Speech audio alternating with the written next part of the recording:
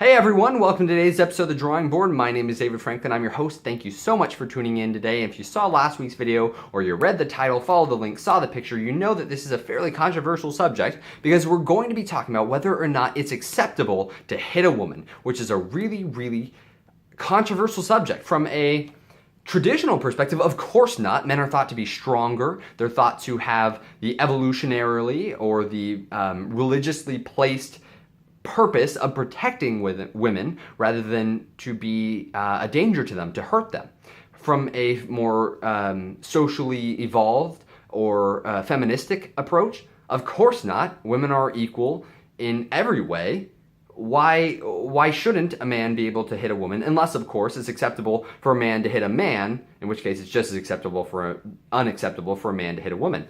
So I suppose, first off, we should talk about whether or not it's okay to hit anyone. But before that, I was just kind of looking at myself. I should probably explain the ironically misogynistic shirt I have on, Make It Rain. I do my best to remain neutral and scientific in every single one of these episodes, and this is no exception. I'm not wearing it, just kind of happened, and it's funny to me. But anyways, it's not misogynistic, at least I don't think so. I think it's funny. Hopefully you do too. It's more of a condensation, evaporation, and precipitation sort of thing, actually making it rain from a very scientific perspective. So thought I'd explain that because I'm OCD and ADD about things like this. So yeah, anyways, is it okay to hit anyone?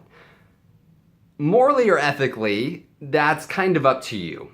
That's more of a sense of perspective. But from a survival and evolutionary perspective, absolutely. One of my favorite psychological phenomenon is this pyramid called Maslow's Hierarchy of Needs. And so the hierarchy are the things you really absolutely need on the bottom, and the things you like and are good for you on top but you don't need. And each level is incrementally more towards the wants than the needs, even though they're all on the need calendar or level. So on the bottom you have things like food, water, oxygen, the obvious things that you need to stay alive. And then as you go up, you have things like shelter. And further up, you have morality. And further up, you have social acceptance. And then on top, you have self-actualization, knowing things about yourself, understanding oneself. And as you, when something on this is violated, let's say your safety is violated, your morality, everything you think you know about yourself, your self-actualization, your social standing, it's not as important as your safety. So everything above that can fall down. Of course, because we're as logical as we are, we can maybe think through that and think, it's better to die in this situation than to compromise my morals. And that shows true inner strength, but that's not what we're talking about. We're just talking about the survival instinct that kind of clicks in your brain. Survival and your safety is going to be more important. So in that particular case, whether or not you think it's morally acceptable or not, it's going to be acceptable in that one moment when someone pulls a gun on you and you think, I'm just going to hit them, grab the gun, hit them with it, and run away and hopefully make it out okay. Whether or not you thought it was okay to hurt someone, I'm not saying you took a life, I'm just saying you had the ability to fight back. Yeah, it's okay to hit someone from a survival perspective. But is it okay to hit a woman? Hit a woman, not a woman. Is it okay to hit a woman?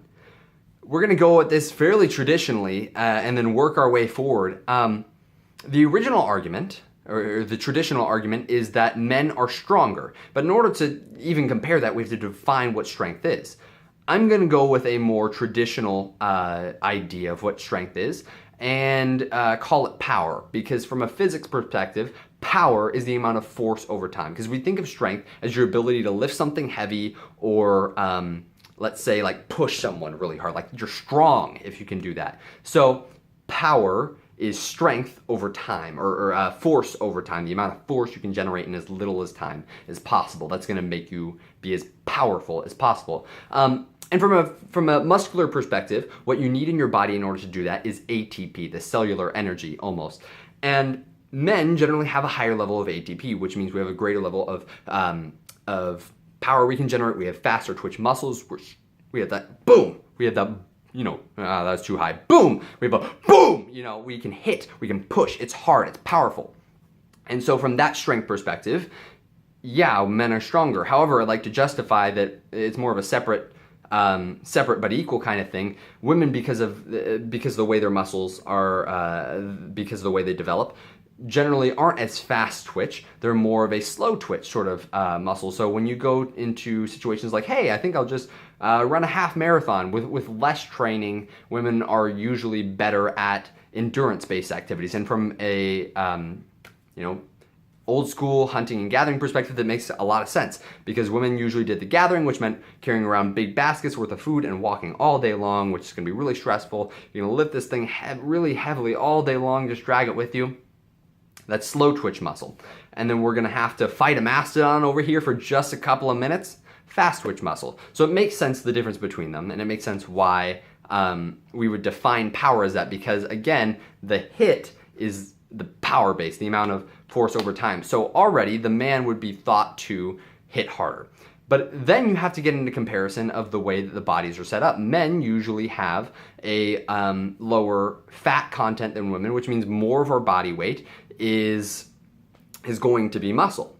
So again, that's just because of the way that childbearing goes. You need to have a greater level of fat in order to survive that sort of thing, and that's just the way that goes. Not saying women have to give birth to children. I'm just saying from the development of our species, that's how that happened.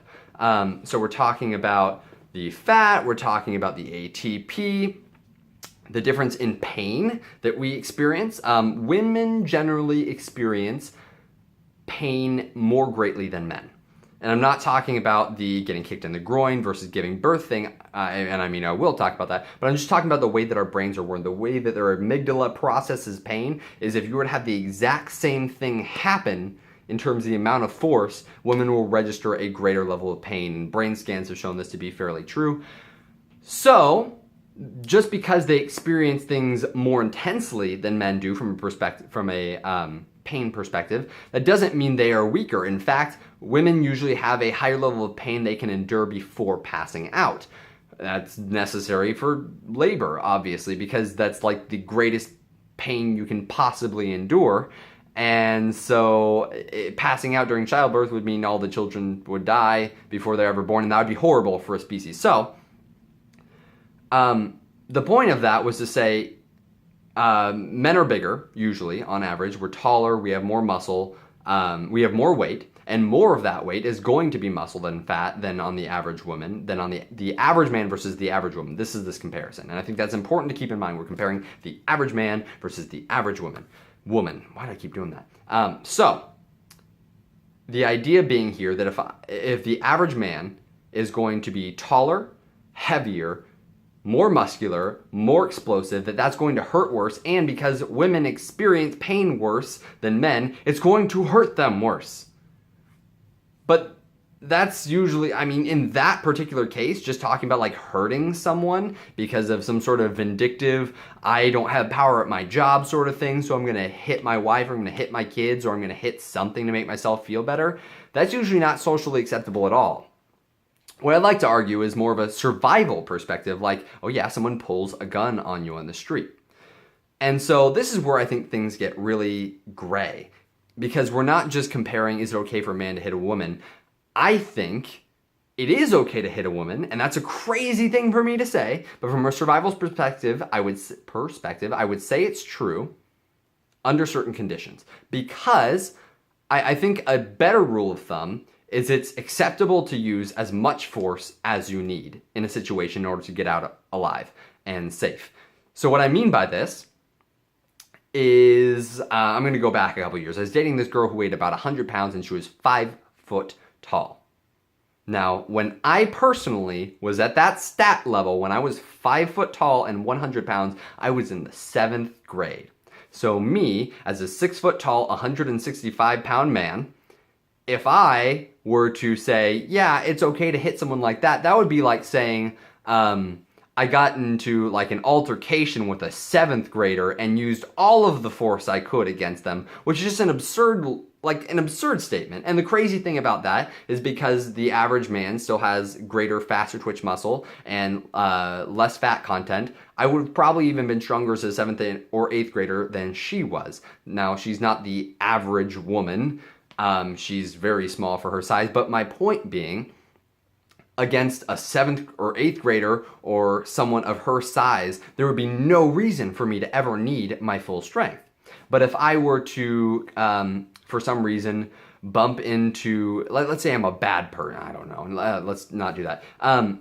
Let's say I were to bump into someone, a woman who was in the WNBA or CrossFit, or someone like Ronda Rousey or another female MMA fighter. Oh my God, no bars held off. I'm going to do whatever I freaking need to survive, because more than likely they're going to be stronger than me. They're going to have more power. They're going to have more force over less time they can generate. They're going to be more powerful. I'm not even going to worry about things like eye gouges and groin hits. I'm going to do whatever I need to survive. So I don't think the argument is exactly, is it okay to hit women? Because for the average man to the average woman, unless she has a weapon, which means in which case she has a tactical advantage on you, in that case, like if someone pulls a gun on you and you have no gun, you're fairly justified in using whatever force you need to survive until you have the gun and they don't.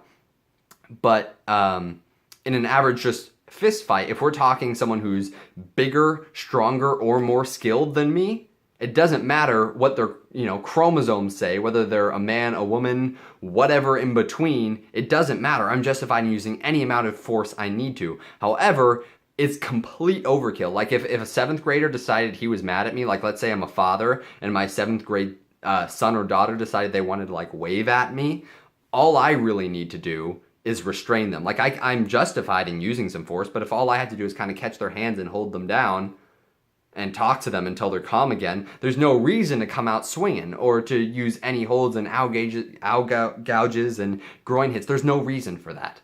So I guess my answer is it okay to hit women, whether you're a man or a woman hitting a woman? Absolutely. But I think the rule should actually be more of a use as much force as the situation calls for. And from a perspective of someone who actually trains in martial arts, never use, if this is exactly how much energy or force you need to use, never use this much force or energy. Always use at least this much force or energy, even though this is ideal. And if it comes to like someone has a gun, don't even morals go out the window, whatever. But the idea being, use as much force as you need to be okay in a situation. Don't overkill it. So yeah, I guess that's my answer. I don't know if that took a pro-feminist or a pro-traditional perspective on that, or somewhere in between. I like to think that I'm on the side of logic. Anyways, so again, let me know what you think. I'm really trying to stay as balanced on these as possible. I've been liking this format, talking about things from a scientific perspective that aren't quite scientific questions. It's been a lot of fun for me. The response has been great. So let me know any topics you'd like me to discuss, or if you think that I've tilted one way or another, or just tell me that I did a good job. I appreciate that too. Let me know in the comment section below. Like, share, comment. That really helps me out, helps more people find out about us, helps me go up in the search ranking. So thank you again for watching today, and we're going to be back next week with probably another gender thing. I'm either going to talk about just differences in men and women in general, or I'm going to talk about what is a sort of average acceptable sex appeal from men to women and vice versa. Obviously, not everyone is the same, but I'm going to kind of go for an average what's attractive to who kind of thing. And I'm going to go over all of those. I'm just not sure which order. So anyways, let me know what you thought. Thank you for tuning in, and we'll see you next week.